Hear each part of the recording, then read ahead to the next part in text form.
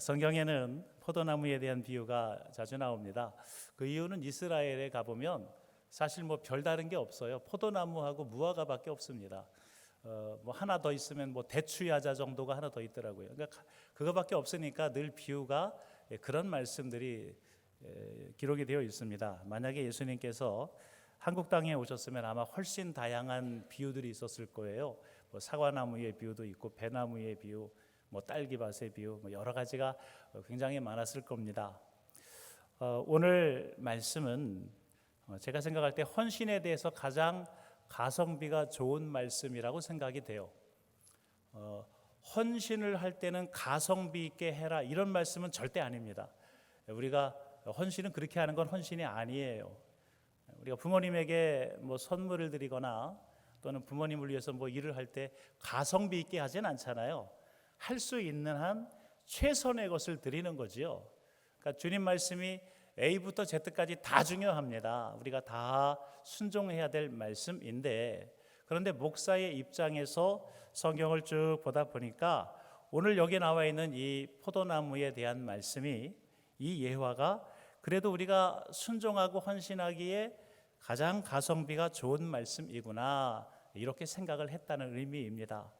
그러니까 오늘 말씀은 그렇게 어려운 말씀은 아니지만 이 말씀에 대한 결과는 굉장히 우리 생각보다 좋다는 말씀입니다. 오늘 말씀을 다시 한번 봅니다. 5절 말씀을 보면, 나는 포도나무여 너희는 가지라. 그가 내 안에 내가 그 안에 거하면 사람이 열매를 많이 맺나니 나를 떠나서는 너희가 아무것도 할 수 없음이라. 이런 말씀이에요. 요약을 하면 두 가지 말씀이에요. 첫 번째는 나와 하나가 되자. 예수님께서 나와 하나가 되자, 이런 말씀이고, 두 번째는 그렇게 해서 열매를 많이 맺자, 이런 말씀입니다. 이 두 가지 의미가 들어있는데 이 내용에 앞에 내용이 없으면 이건 무슨 말이 되느냐 하면, 회사의 관리자가 부하 직원들한테 영업 실적을 올리라는 압박으로 들릴 수 있어요. 열매를 많이 맺어라. 압박이 될 수 있는데, 그런데 그 앞에 나와 하나가 되자, 내가 내 안에, 내가 내 안에, 이 말씀이 있으면 이게 무슨 얘기가 되냐 하면 사랑 고백이 됩니다. 멋있는 청각 남자가 예쁜 아가씨에게 사랑 고백하는 거예요. 사랑합니다. 우리 결혼합시다. 결혼해서 우리 평생 동안 행복하게 잘 살아봅시다. 이런 이야기입니다. 주님이 우리를 사랑하셔서 우리에게 청혼을 하시는 말씀이에요. 이 말씀을 앞에 5절만 읽었습니다만 뒤에 쭉 읽어서 9절부터 연결되는 말씀을 보면 온통 사랑 이야기로 넘어갑니다. 주님이 우리를 사랑하시기 때문에 우리를 불러주신 말씀입니다. 여기서 포도나무는 예수님입니다. 성도는 예수님과 붙어서 예수님과 교제를 맺고 예수님의 진액을 먹고 살아갈 때에 가장 아름다운 열매를 맺게 되는 줄로 믿습니다. 그것이 먼저 첫 번째 주시는 말씀이에요. 여러분, 포도 재배를 해보신 분들이 혹시 계시는지 모르겠습니다만, 이 포도 재배는 환경도 중요한데 사실 제일 중요한 것은 품종이 제일 중요합니다. 오늘 말씀에 많은 열매를 맺으라. 교회들이 열매를 맺기 원합니다. 부흥하기를 원합니다. 여러분, 한유리교회가 부흥되기를 축복합니다. 부흥되기를 원해요. 그래서 열심히 기도도 하고 열심히 전도도 합니다. 여러분 보세요. 거봉을 심어놓고 하나님 2배의 풍년을 일게 해주세요. 값이 그냥 팍 올라가지고 2배, 3배의 결실을 맺게 해주세요. 이렇게 금식하고 기도하는 것보다 더 좋은 방법을 알려드릴게요. 샤인머스켓을 심으면 돼요. 그러면 그렇게 애쓰지 않아도 그 품종을 심으면 값이 2배, 3배 비싸요. 그렇죠? 신앙생활의 샤인머스켓이라고 할 수 있는 것은 예배입니다. 교회 안에 많은 프로그램들이 있어요. 전도하기 위해서, 영혼을 구원하기 위해서 우리가 많은 일들을 하는데, 그런 것들을 하나하나 없애고 한 가지만 남기라고 하면 뭘 남겨야 됩니까? 예배가 남는 거예요. 이 예배는 하나님이 가장 기뻐하시는 일이고, 그 하나님이 우리에게 복 주시겠다고 약속을 해주신 말씀입니다. 그래서 주님께서 예배를 우리에게 강조하시는 이유가 바로 그것입니다. 예배의 자리에서 만나자. 하나님의 약속입니다. 예배의 자리에서 내가 너를 만나주겠다는 거예요. 아빠가 이야기하는 거예요. 전화 거는 자식한테 울지 말고 여기 와서 얘기해. 내가 내 사정 다 알아. 모르는 거 아니야. 다 알지만 여기 와서 얘기해. 아빠 얼굴 보고 얘기해라. 이게 예배입니다. 하나님이 우리의 사정을 다 아십니다. 그러나 하나님이 약속해 주시고 정해 주신 자리는 예배의 자리에 와서 나를 만나라는 것입니다. 이 포도나무 이 비유의 첫 번째 주님이 말씀하시는 나와 하나가 되자라고 하는 말씀 속에는 바로 그 말씀이 제일 먼저 포함이 되어 있습니다. 여러분, 부흥은 예배로부터 시작이 됩니다. 예배가 살면 교회가 부흥합니다. 그리고 교회가 부흥하면 자동으로 예배가 살아납니다. 여러분, 하누리교회가 부흥되기를 원하셔요? 정말로 원하시지요? 저도 원해요. 하누리교회가 부흥되면 우리 지방에도 복을 받아요. 그런데 부흥의 기준이 뭐죠? 성경에서 혹시 부흥 몇 명 이상부터 부흥이라고 써놓은 구절 보셨어요? 그거는 성경에도 없고 우리 성결교단 헌법에도 안 나와 있습니다. 그럼 부흥이 뭐가 부흥입니까? 부흥되기를 원하는데 뭐가 부흥이에요? 부흥의 공식을 알려드릴게요. 여러분, 부흥은 이건 전적으로 심리적인 인지 현상이에요. 부흥의 공식은 뭐냐면 전체 의자 수 나누기 교인 수예요. 이게 무슨 말이냐면 이런 말이에요. 예를 들어서 의자가 2,000석이 있는데 거기에 200명이 앉아 있으면 들어와서 사람들이 이렇게 보고 아유, 이 교회는 텅텅 비었네 이렇게 말을 해요. 그런데 200석 있는 교회에 200명이 가득 앉아 있으면 사람이 이렇게 보고 야, 이 교회는 차고 넘치는구나 이렇게 말한단 말이에요. 그러니까 똑같은 사람이 앉아 있는데 부흥을 받아들이는 입장은 순전히 심리적인 부분이라는 것입니다. 여러분들이 부흥을 원하시면 둘 중에 하나를 하시면 돼요. 첫 번째는 오늘 중진들이 앉아 계시니까 끝나고 회의를 하셔요. 우리 본당을 줄여서 사람 숫자대로 리모델링을 합시다. 이렇게 하시던가. 두 번째는 여러분들의 가족, 여러분들의 자녀들의 손을 붙잡고 와서 이 자리를 채울 수 있기를 바랍니다. 성경적인 방법은 2번이에요. 내 입을 넓게 열라 내가 채우리라. 우리가 전도를 해서 사람을 채우는 것과 안 나오는 우리 성도님들을 데리고 와서 우리 자녀들의 손을 붙잡고 와서 자리를 채우는 것의 결과는 같아요. 결과는 보여지는 결과는 같습니다. 사람이 우리 교회를 누가 방문했는데 이 교회가 하여튼 누가 앉아있든 상관없이 가득 채워져 있으면 야, 은혜로운 교회로구나 이렇게 바라보게 되는 것입니다. 부흥은 심리적인 거예요.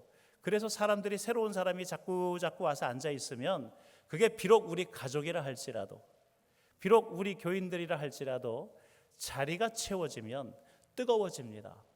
자리가 채워지면 은혜가 넘칩니다. 그래서 새로운 사람들의 눈에는 이 교회는 가득 찬 교회, 부흥되는 교회라고 이야기를 하는 것입니다. 여러분, 내년에는 내년 강사님 말씀대로 순종하셔요. 그러나 올해는 제 말씀대로 순종해 주시기를 부탁을 드립니다. 따라하시기 바랍니다. 예배 자리를 채웁시다. 샤인머스켓 이렇게 하면서 예배 이렇게 딱 연결이 되셔야 돼요. 예배 자리가 채워지면요, 여러분 놀라운 일이 일어납니다. 예배 자리가 가득 채워지면 누가 의도하지 않아도 예배가 뜨거워져요. 아멘 소리가 커지고요. 예배가 뜨거워집니다. 앞에서 막 찬양단이 그 예배를 막 뜨겁게 살리려고 막 노력하지 않아도 자동으로 예배가 뜨거워져요. 한번 채워놓고 보셔요. 예배 자리가 채워지면은요, 웃음도 많아져요. 별 얘기도 아닌데 그냥 자기들끼리 웃어 죽어요. 별 얘기도 아닌데 그냥 깔깔거리고 말씀이 선포되면은 그냥 웃음이 많아집니다. 자리가 채워지면은 하나님께서 그 자리에 기쁨도 부어주시는 것입니다.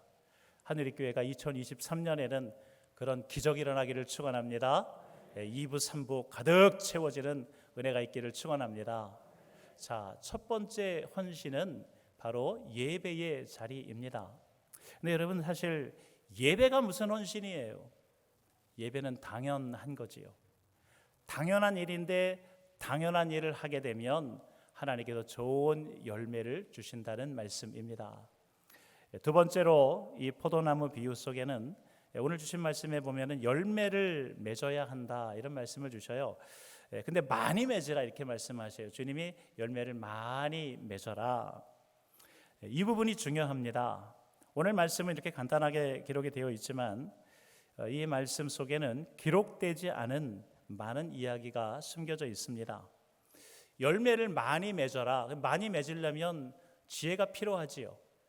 지혜는 똑같은 시간과 똑같은 노력을 통해서 더 많은 열매를 맺게 하고 더 쉽게 만듭니다. 이 포도나무에는 그런 지혜가 담겨 있습니다. 이 포도나무는 만목성이라고 그래요. 이게 무슨 말이냐면 덩굴이라는 뜻입니다. 이 포도나무는요, 그러니까 덩굴이에요. 위로 자라는 나무가 아니라 이렇게 밑으로 자라는, 꾸불꾸불 자라는 그런 덩굴입니다. 그래서 산에 가보면은 열려 있는 머루가 그게 포도나무예요. 사실은 같은 종입니다. 이 나무를 그냥 놔두면 들포도가 열리는 거예요. 머루가 열립니다. 꾸불꾸불해서 날보가 조그매지고 그런 열매가 열리는데, 그런데 이 포도밭에도 농부가 기둥을 세웁니다. 기둥을 세우고 이 포도나무를 기둥을 따라 쭉 올려놓으면 그러면은 쭉 높이가 올라가면서 밑에 일정한 높이가 이루어집니다. 그렇게 되면서 많은 열매가 맺혀지는 것이 우리가 사 먹는 포도 열매입니다. 자, 여기에는 지혜가 담겨 있지요. 포도나무를 살펴보면은 첫 번째로 나무의 높이가 모두 동일합니다. 똑같은 높이로 나무들이 쭉 옆으로 자랍니다. 그래야 그 나무 가지 아래에 공간이 생기고 포도 열매가 잘 자랄 수 있는 환경이 됩니다. 햇빛을 피하고 또 비바람을 피하고 온도를 유지하고 습도를 유지함으로 열매가 잘 자랄 수 있는 필수 조건을 만듭니다. 이 포도나무의 특징 중에 하나가, 이 포도나무는 이 수정을 통해서, 그러니까 곤충이 필요 없어요. 나비나 벌이 날라와서 뭐 꽃가루를 묻혀서 열매를 만드는 것이 아니라 이것은 자연 수분을 하는 식물입니다. 다시 말해서 무슨 뜻이냐면 포도나무의 그 모양에 따라서 열매가 아름답게 많이 맺히기도 하고 조금 맺히기도 하는 그런 나무라는 뜻이에요. 어떻게 하면 나무가 열매가 많이 맺혀집니까? 기둥에 들려 있으면 나무가 열매를 많이 맺습니다. 여러분, 성도는 기둥에 들려져야 합니다. 특별히 헌신자들은 기둥에 들려져야 합니다.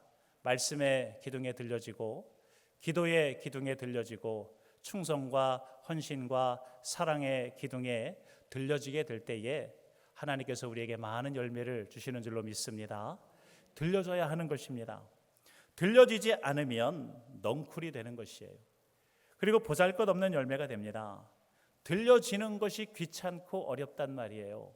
그래서 사람들이 기둥을 타고 올라가려고 하지 않는 거예요. 기도의 기둥을 붙잡지 않습니다. 말씀의 기둥을 붙잡지 않습니다. 그러나 그것을 붙잡고 올라가야 되는데, 올라가서 이 나무가 똑바로 자라는 나무도 아닌데 그거를 타고는 올라가지만 그 위에서 견디지를 못하지요. 그래서 이 포도나무의 두 번째 지혜가 뭐냐면 스크럼을 짜는 거예요. 기둥 위에 올라간 다음에 서로 가지들이 전부 연결해가지고 어깨동무를 하고 꼭 스크럼을 짜고 있습니다. 그러면 무겁지 않아요. 견딜 수 있게 되고, 그렇게 해서 스크럼을 다 짜고서 포도 이 밭을 만들면 그 위에서 잠을 자도 괜찮습니다. 게을러져도 괜찮습니다. 기둥 위에 올라간 다음에는 괜찮은 거예요. 기둥 위에 일어서 있으면 그러면은 편안해지는 것입니다. 그래서 이 포도나무의 두 번째 지혜는 스크럼을 짜고 꼭 어깨동무를 하고 붙잡고 있는 거예요. 높이를 맞추어요. 만약 가지가 자기의 머리를 들고 키 자랑을 하면 어떻게 됩니까? 그럼 스크럼이 무너집니다. 그 안에서 누군가가 교만하게 머리를 듭니다. 그러면은 그 스크럼이 무너지는 것입니다. 그래서 무슨 일이 있어도 교회는 그 스크럼을 풀면 안 돼요. 고개를 들지 말아야 합니다. 교회에 문제가 생기는 원인을 보니까요, 누군가가 고개를 들기 때문에 그래요. 내 주장과 교만과 월권 행위를 합니다. 하나님이 하실 일과 내가 할 일을 구별을 잘 못하시는 거예요. 아픔을 겪는 교회들을 보면 그 원인이 다른 것이 아닙니다. 일이 생기니까 손을 놓아버리는 사람이 생겨요. 그 누군가가 고개를 들고 일어나니까 힘의 균형이 무너집니다. 그것을 견디지 못하고 우르르 무너져 버리는 것이지요. 이사야 선지자가 그런 모습을 보면서 한탄하신 말씀이 있습니다. 이사야서 5장 1절 2절의 말씀에 보니까 제가 읽겠습니다. 내가 사랑하는 자에게 포도원이 있으며 심히 기름진 사내로다. 그러니까 땅도 좋아요. 땅을 파서 돌을 제하고 극상품 포도나무를 심었도다. 극상품 포도나무도 심었어요. 샤인머스켓을 심었어요. 다 조건이 좋습니다. 그 중에 망대를 세웠고 기둥도 세웠습니다. 또 그 안에 술틀을 팠도다. 좋은 포도 맺기를 바랐더니 들포도를 맺었도다. 원인이 뭐겠어요? 땅도 좋아요. 씨앗도 좋아요. 기둥도 세웠어요. 그런데도 열매가 맺혀지지 않은 건 이유가 하나입니다. 스크럼을 만들지 않았기 때문에 그래요. 서로 하나가 되지 않았기 때문에 그렇습니다. 모두가 고개를 들고 있기 때문에 그런 것입니다. 그러니까 부흥의 열매가 맺혀지지 않은 것입니다. 교회의 재직분들은, 직분자들은 이 포도밭에서 포도의 가장 중요한 덩굴 가지들이십니다. 오늘 여기 계신 분들이 우리 한우리교회에 이끌어 가시는 중진들이시잖아요. 할렐루야. 제가 보기에도 다 이렇게 무겁게 생기셨어요. 교회에서 여러분 장로님, 권사님 정도 되시면 보통 교회 생활 20년, 30년 이상 하신 분들이죠. 자, 그분들이요. 여러분들 이야기잖아요. 안 해본 일이 뭐가 있고 내가 모르는 일이 뭐가 있어요. 교회 안에 내가 안 해본 일이 뭐가 있습니까? 다 해본 일이고 내가 못하는 일도 없습니다. 다 베테랑들이시고 교회의 어른들이시지요. 그런데요, 어른 행세를 하면 주변 사람들이 피곤해요. 어른은 어른으로 그냥 존재해 주는 것입니다. 누가 저희 집에 그 아기를 좀 맡긴 적이 있어요. 아기를 하루만 좀 봐주세요. 그러고서 아기를 맡겼는데 여름이었습니다. 이제 목욕을 시켜놓고서 아기 이렇게 물기가 좀 마르게 기저귀도 풀어놓고 옷을 좀 이렇게 벗겨놓고서 있었어요. 이제 저는 제 방에 있었고 우리 집사람이 아기를 보다가 잠깐 화장실을 갔어요. 그 와중에 얘가 거실에다가 용변을 본 거예요. 똥을 싸놨어요. 근데 얘가 참 기특해요.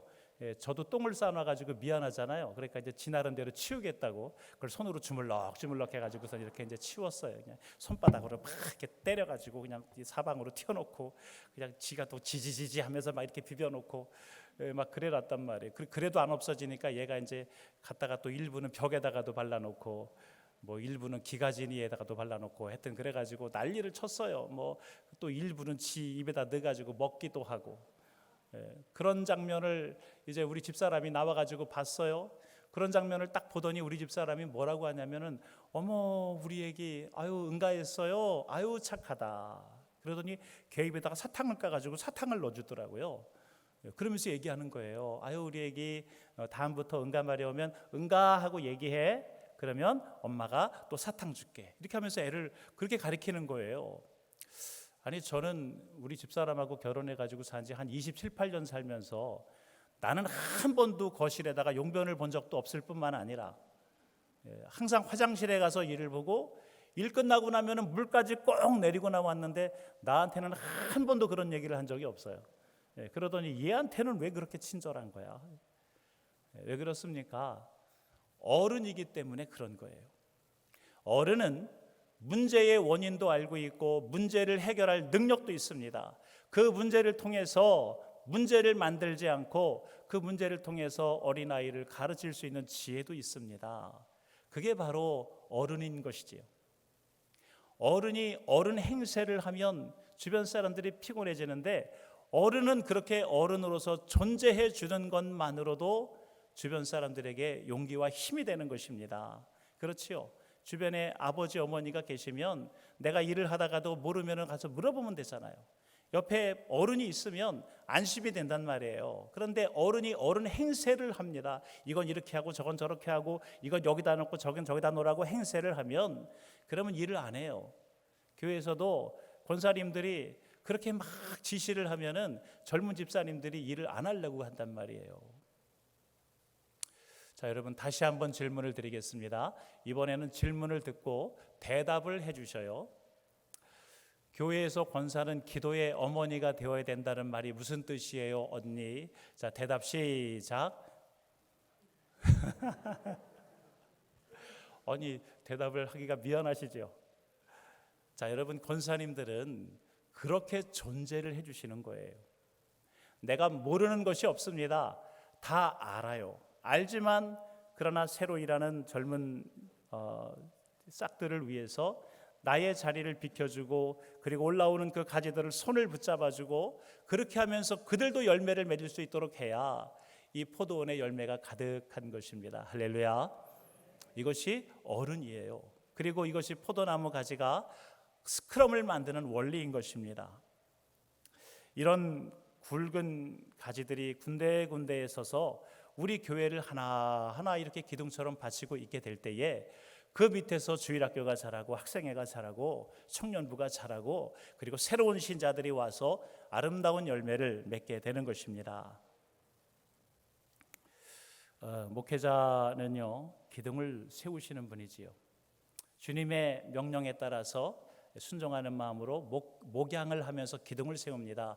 자, 말씀의 기둥을 세우고 기도의 기둥을 세우고 또는 충성과 사랑과 헌신의 선교의 기둥들을 쭉 세워갑니다. 우리 교회 윤창현 목사님께서 그렇게 기둥을 세우시는 것입니다. 여러분들에게 말씀의 기둥, 그래서 성도들이 그것을 타고 올라갈 수 있도록 기도의 기둥, 또 선교의 기둥, 이렇게 기둥들을 잘 세우십니다.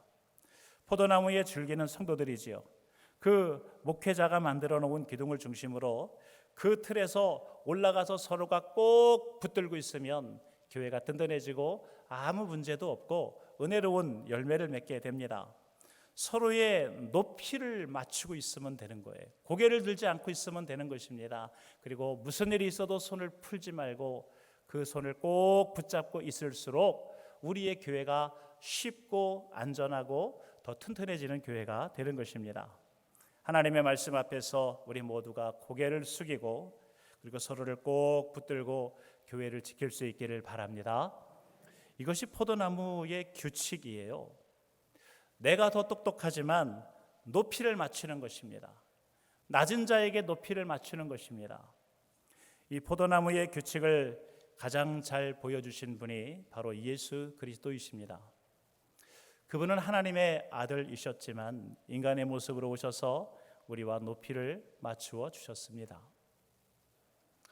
우리는 죄인으로서 우리는 듣지 못하기 때문에 내가 죄인인 것을 알지도 못했던 나에게 가장 밑바닥에 우리의 영혼의 절규의 자리까지 비하하셔서 우리에게 사랑의 눈빛을 맞추어 주신 것이 바로 십자가입니다. 인카네이션, 성육신의 사건이었습니다. 내가 주님을 만나기 전에 나는 죄의 땅바닥에서 뒹구는 덩굴에 불과했습니다. 그런데 주님께서 세우신 사랑과 희생의 망대 위에서 나는 포도나무가 되었습니다.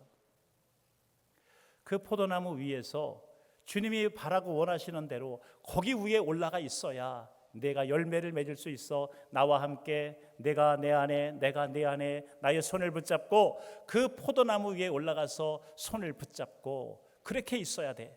그래야 열매를 맺을 수 있어. 그렇지 않으면 바닥에 죄의 바닥에 굴러가는 머루 들포도를 만들게 되지 않느냐. 우리에게 요청하시는 말씀은 바로 그것입니다. 내가 그것을 위해서 십자가를 지었고 내가 그것을 위해서 너를 위해서 희생을 하였으니 너희는 믿음을 가지고 그 망대 위에서 그 십자가 위에서 하나가 되라고 우리에게 요구하시는 것입니다. 우리가 어버이의 은혜를 갚을 길은 없지만 평생 그 은혜를 잊지 않고 살아가는 것처럼 우리가 주님을 그대로 닮을 수는 없으나 주님이 세우신 사랑과 희생을 잊지 않고 살아가는 성도가 될 수 있기를 주의 이름으로 간절히 축원합니다. 기도하겠습니다.